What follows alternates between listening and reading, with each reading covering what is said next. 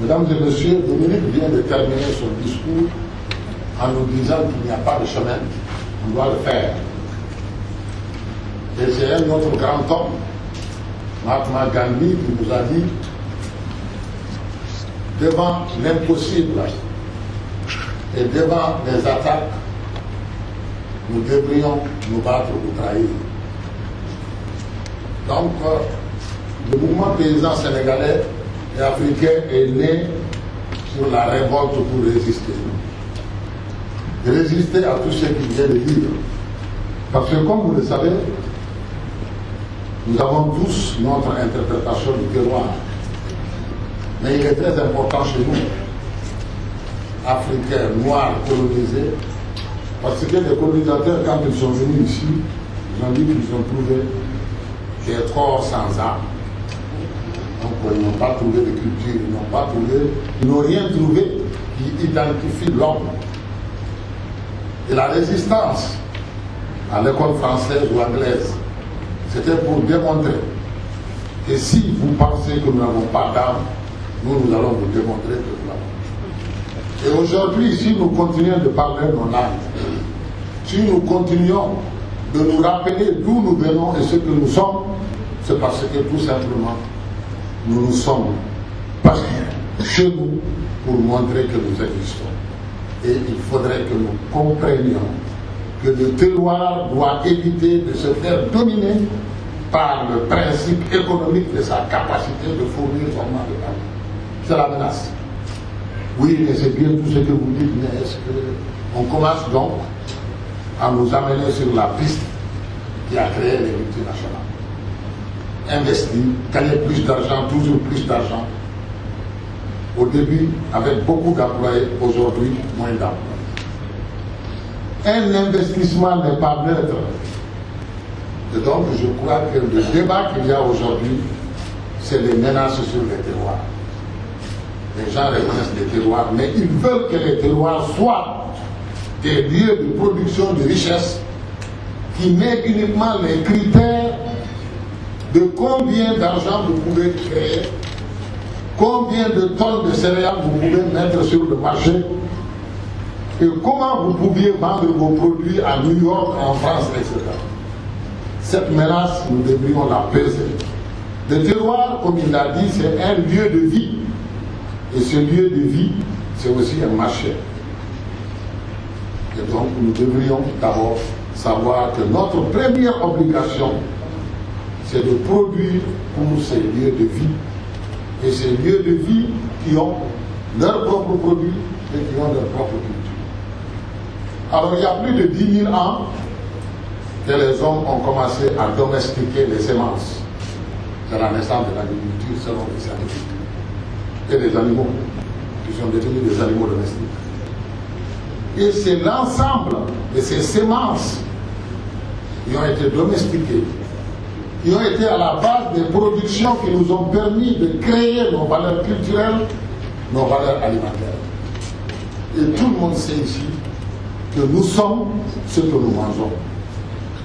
Celui qui mange la pâte, que les enfants ont commencé à dire que c'est l'Afrique en danger.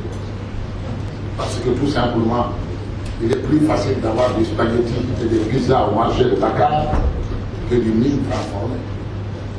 Évidemment, chaque personne est préparée et évolue dans un contexte bien donné.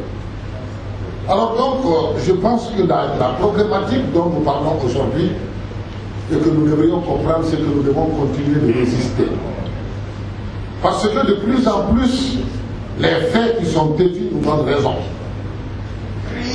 Il y a 45% d'insécurité alimentaire en Afrique de l'Est. Et cependant, 85% de toutes les productions sont réalisées par les exploitations familiales. Et parmi les 45% de personnes vivant en insécurité alimentaire, les 70% sont ces paysans. Il y a problème. Et il faut constituer les responsabilités. Les premières responsabilités, c'est évidemment au niveau des politiques.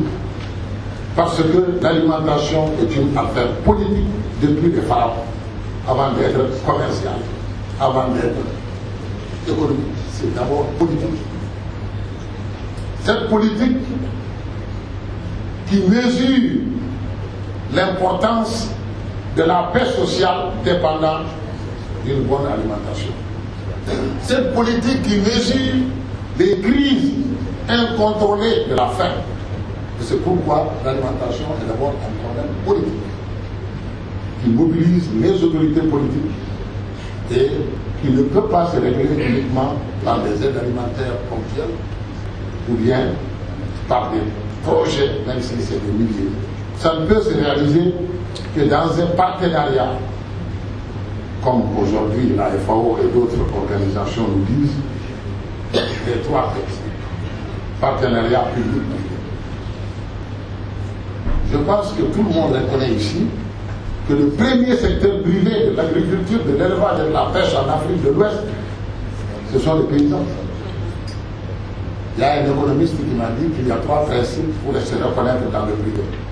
Le premier, c'est que tu investis. Le deuxième principe, tu crées des emplois. Le troisième principe, tu prends des risques. Qui, dans cette région, fait cela mieux que nous? Risque 100%.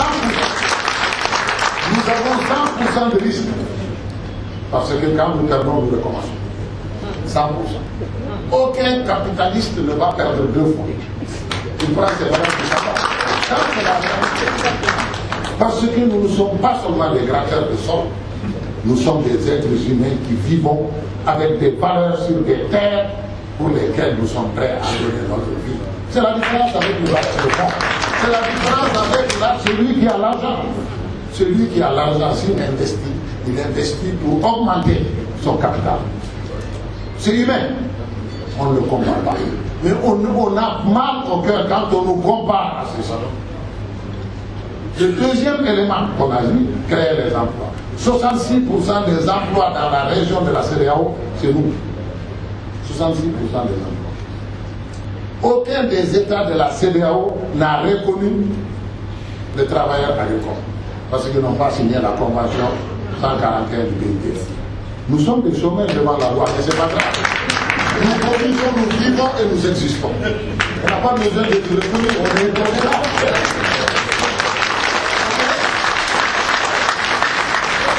Mais quand même, on peut considérer cela comme un manque de considération. Quand tu ne reconnais pas tes travailleurs, ceux qui te nourrissent, ceux qui créent l'argent, cela veut dire que pour toi, ce n'est pas important.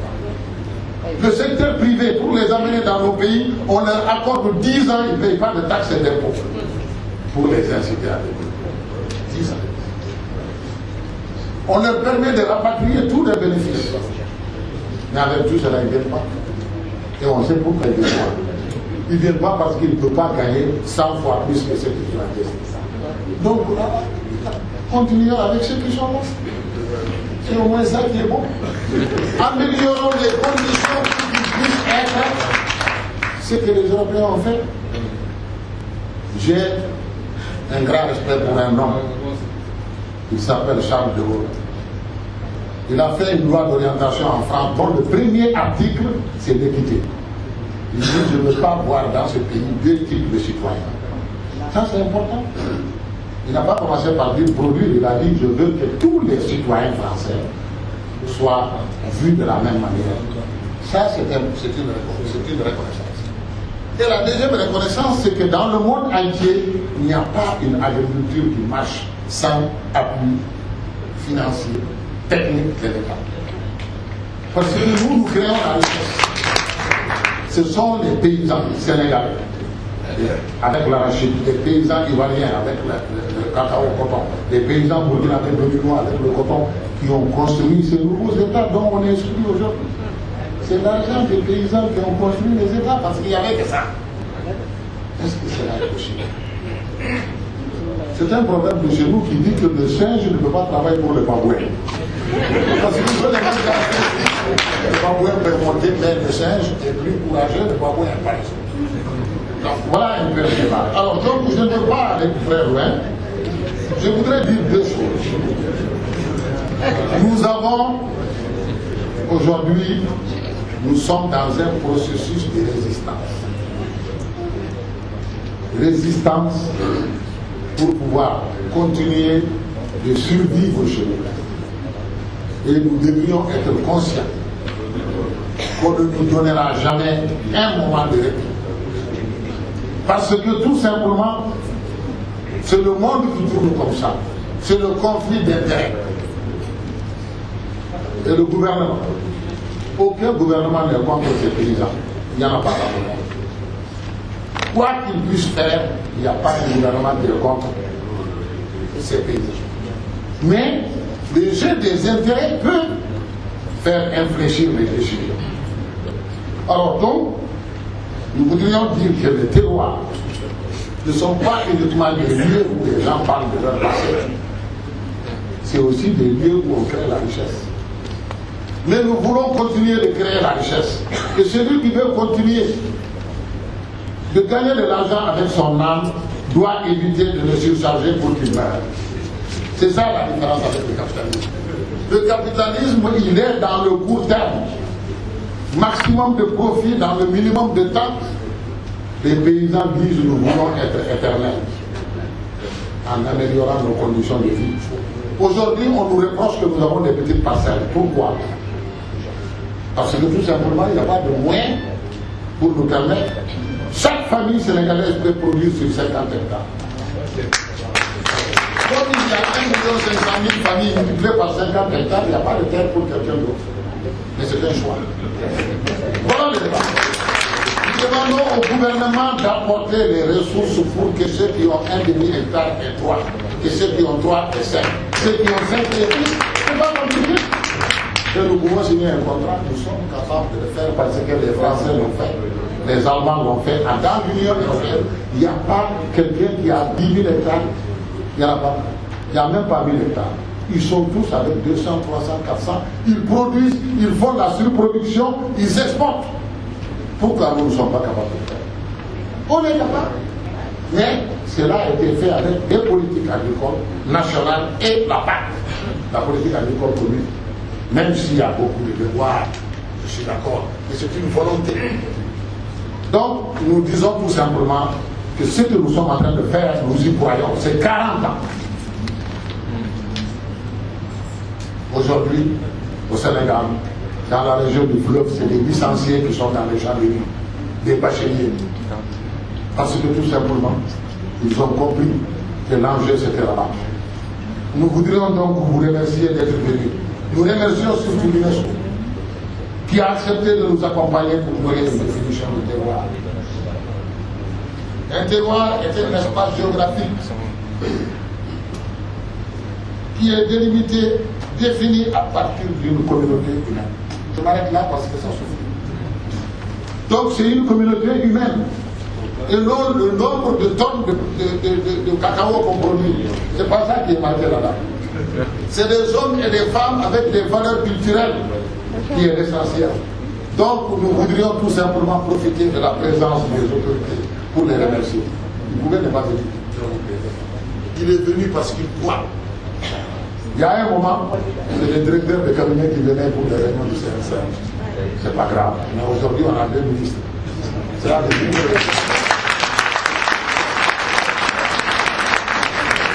celui qui est ministre de l'Agriculture est un fils de terroir. Il sait de quoi je parle. Dans le profond de lui-même, il est du terroir. Et c'est pourquoi il le comprend. Donc, mesdames et messieurs, nous n'avons pas de nouvelles choses à dire.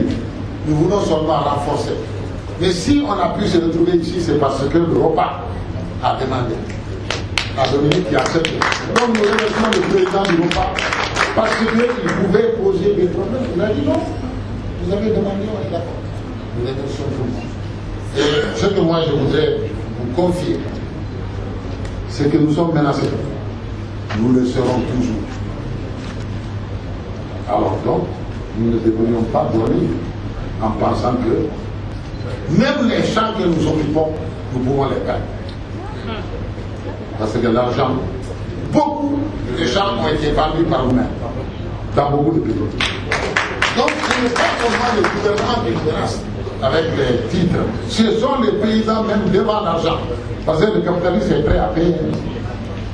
Et celui qui est paresseux, il ne pourra pas vendre son champ. Mais vendre son champ, c'est être clochard.